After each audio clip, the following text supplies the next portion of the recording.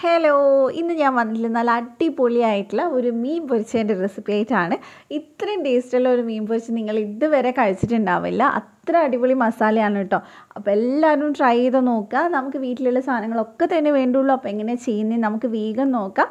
അതുപോലെ തന്നെ ആദ്യമായിട്ട് ഈ ചാനൽ കാണുന്നവരുണ്ടെങ്കിൽ ഒന്ന് സബ്സ്ക്രൈബ് ചെയ്ത് സപ്പോർട്ട് ചെയ്തേക്കണേ.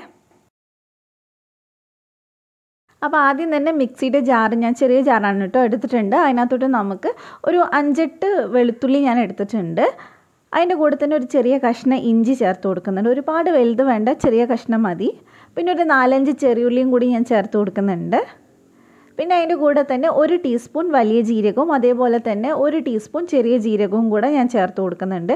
നിങ്ങൾക്ക് വേണമെങ്കിൽ ആദ്യം ജീരകം രണ്ടും പൊടിച്ചെടുത്തതിന് ശേഷം ഈ ബാക്കിയുള്ള ഇൻഗ്രീഡിയൻസ് ചേർത്ത് കൊടുക്കുക. പിന്നെ കുറച്ച് കറിവേപ്പില ചേർത്തിട്ടുണ്ട്. ഇനി ഇത് നന്നായിട്ടൊന്ന് ചതച്ചെടുത്തിട്ട് വരാം.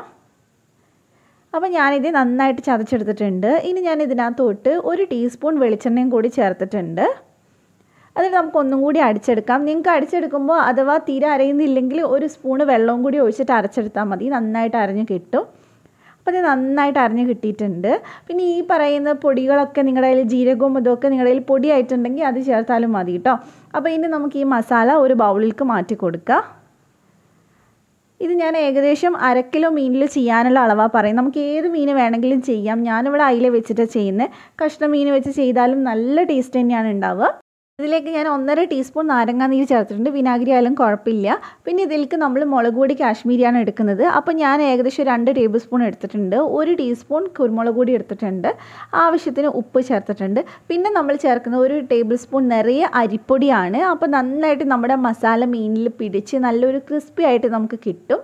അപ്പോൾ ഇത് നന്നായിട്ട് നമുക്ക് എല്ലാം കൂടെ മിക്സ് ചെയ്തെടുക്കാം. കൈ വെച്ചിട്ട് ചെയ്യുന്നതാണ് ഏറ്റവും നല്ലത്. അപ്പോൾ നന്നായിട്ട് നമുക്ക് മിക്സായിട്ട് കിട്ടും. അപ്പോൾ ഇതിലേക്ക് ഞാൻ ഇത്രയും കൂടി ഒന്ന് വെള്ളമാക്കുന്നുണ്ട്. എന്നിട്ട് നന്നായിട്ട് നമുക്കൊന്ന് മിക്സ് ചെയ്തെടുക്കാം. ഒരുപാട് ടൈറ്റ് ആണെങ്കിൽ മാത്രം വെള്ളം ഒഴിച്ചാൽ മതി. അപ്പോൾ നല്ല പോലെ ഇത് മിക്സ് ചെയ്തെടുത്തിട്ടുണ്ട്. അപ്പോൾ ഇനി നമുക്ക് മീനിൽ ഇത് പുരട്ടി കൊടുക്കാം. ഞാനിവിടെ 5 അത്യാവശ്യം വലിപ്പമുള്ള അയിലയാണ് കേട്ടോ എടുത്തിട്ടുള്ളത്. അപ്പോൾ ഇനി നമുക്ക് ഇത് ഞാൻ വരഞ്ഞു കൊടുത്തിട്ടൊന്നുമില്ല. അപ്പോൾ നമുക്ക് മീൻ ഇതുപോലെ ഒന്ന് വരഞ്ഞു കൊടുക്കാം.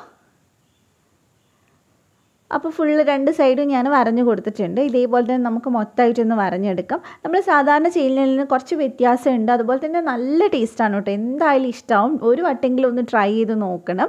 ഇതുപോലെ ചെയ്യുന്നവരുണ്ടെങ്കിൽ ഒന്ന് കമൻറ്റ് ചെയ്യണേ. അപ്പോൾ ഇത് ഞാൻ എല്ലാം വരഞ്ഞു കൊടുത്തിട്ടുണ്ട്. ഇനി നമ്മൾ ഉണ്ടാക്കി വെച്ചിട്ടുള്ള മസാല ഇതിൽ മൊത്തമായിട്ടൊന്ന് സ്പ്രെഡ് ചെയ്തെടുക്കുക. നമ്മൾ അരയ്ക്കുന്ന സമയത്ത് മസാലയൊക്കെ നന്നായിട്ട് അരഞ്ഞിട്ടുണ്ടാവണം. എന്നാലേ ഇതിൽ നന്നായിട്ട് പിടിക്കുകയുള്ളൂ. അത് ശ്രദ്ധിക്കണം. അപ്പോൾ എല്ലായിടെയും നന്നായിട്ട് നമുക്ക് മസാല തേച്ച് പിടിപ്പിക്കുക. ഉള്ളിലൊക്കെ നന്നായിട്ടൊന്ന് തേച്ച് കൊടുക്കുക. അപ്പോൾ ഇത് നന്നായിട്ട് തേച്ചിട്ടുണ്ട്. ഇനി ഒരു അരമണിക്കൂർ ഞാനിത് റെസ്റ്റ് ചെയ്യാൻ വെക്കുന്നുണ്ട്. അതിനുശേഷം നമുക്ക് പൊരിച്ചെടുക്കാം. അപ്പോഴേക്കും മീനിൽ നന്നായിട്ട് പിടിക്കും. അപ്പോൾ ഒരു അരമണിക്കൂറിന് ശേഷം ഞാനിവിടെ ഒരു പാൻ വെച്ചിട്ടുണ്ട്. അതിനകത്തോട്ട് വെളിച്ചെണ്ണയാണ് ഒഴിച്ചു കൊടുക്കുന്നത്. വെളിച്ചെണ്ണയിൽ തന്നെ ചെയ്യാൻ നോക്കട്ടെ. അപ്പോഴല്ലേ മീനൊക്കെ നല്ല ടേസ്റ്റ് ഉണ്ടാവുക. അപ്പോൾ വെളിച്ചെണ്ണ നിങ്ങൾക്ക് എത്ര വേണം അത്ര എടുക്കാം. ഞാനിവിടെ ഒരു 2-2.5 ടേബിൾ സ്പൂൺ എടുത്തിട്ടുണ്ട്. ഓയിൽ നിങ്ങൾ കുറച്ച് എടുക്കാറുള്ളെങ്കിൽ അത്ര എടുത്താൽ മതി. എന്നിട്ട് ചൂടാകുമ്പോൾ അതിലേക്ക് കുറച്ച് കറിവേപ്പില ഇട്ട് കൊടുക്കുന്നുണ്ട്. അപ്പോൾ മീൻ അധികം അങ്ങ് ഒട്ടിപ്പിടിക്കില്ല, നല്ല രുചി ഉണ്ടാവും. അപ്പോൾ നമുക്കിനി മീൻ ഓരോന്നോരോന്നായിട്ട് ഇട്ട് കൊടുക്കാം. അപ്പോൾ അതേ ഞാൻ മുഴുവനായിട്ട് ഒരുമിച്ച് തന്നെ ഇട്ട് കൊടുത്തിട്ടുണ്ട്. അപ്പോൾ ഇനി നമുക്ക് അതിൻ്റെ ബാക്കിയുള്ള മസാല ഉണ്ടെങ്കിൽ അതിൻ്റെ മേലെയായിട്ടൊന്ന് ഇതുപോലെ ഒന്ന് ആക്കി കൊടുക്കുക. പിന്നെ നമ്മൾ എണ്ണ കുറച്ച് കൂടുതൽ ഈ ഒരു രീതിയിൽ ഒഴിക്കുകയാണെങ്കിൽ നമുക്ക് നന്നായിട്ട് എന്താ പറയുക മൊരിഞ്ഞ മസാലയൊക്കെ നന്നായിട്ട് അടിപൊളിയായിട്ട് കിട്ടും കേട്ടോ. അപ്പോൾ ഒരു സൈഡ് ചെറുതായിട്ടൊന്ന് റെഡി ആകുമ്പോൾ നമുക്കിതൊന്ന് തിരിച്ചിട്ട് കൊടുക്കാം.